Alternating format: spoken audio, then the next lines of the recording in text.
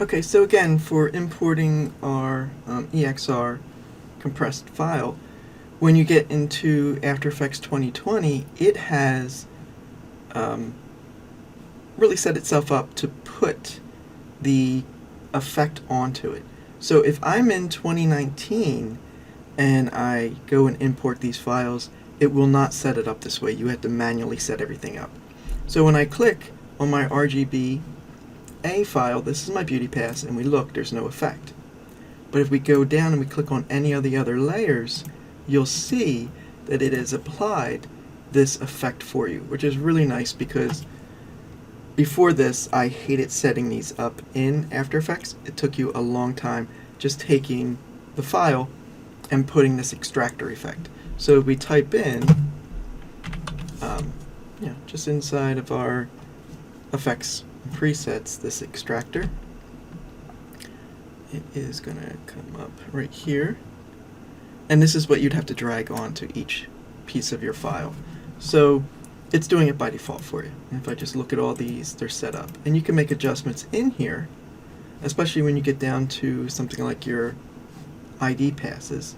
So if I have my masks and things of this nature, my mats, I can go and use my alpha for this, for a different layer. But I do want to show us how to set up for the old way, in case you didn't have the 2020. So right here is a description file, and I'm just going to solo this. And what this does is it just gives you information on your EXR, your settings. So here, I just scaled this down. When it comes in, it's pretty big. I can position it so we can look at the different settings of the Arnold file that came in. And that's there just in case you want it. Okay, so if I go in, and I'm just going to go click on my project, I will delete these. If I go to import this, and just bring it in just as the EXR file, when I click on it, I just see one file. And this is how you would get it if you're bringing it into, the older version of After Effects. So you could put your extractor on, and then you have to manually tell it what layer you're using. So this is the list of layers. So if I just want my diffuse color, now that's going to be diffuse. Now I would need to go back, grab it again, put it above, drag the file on, and then tell it what layer I want this to be. So if I want this to be,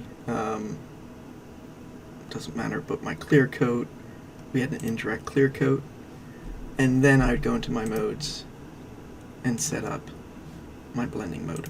And you'd manually do this piece by piece. So it's really nice when you're in 2020 that this is already set up for you. But before that, you had to manually go in and for every single layer you wanted, just drag back down this file, put the filter on,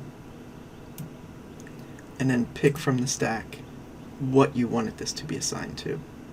So I do have some spec. We'll just do the indirect spec. There it is. And again, for this one, I want screen. And then putting them in the correct order where they're reading properly is another issue. So sometimes you'll have something that feels a little too bright or too dark, and you have to move the order of it. So when it brings it in now at 2020, it puts it in a really nice order. So I wouldn't do the alphabetical unless you have a certain way you like setting them up. Alright, so that's basically what you have to do if you're in 2019 or before. You have to go and add this extractor effect to each layer and then build up your layer stack. So if you're in 2020, I have built it up. Screen, multiplier, your two more common blending modes for that.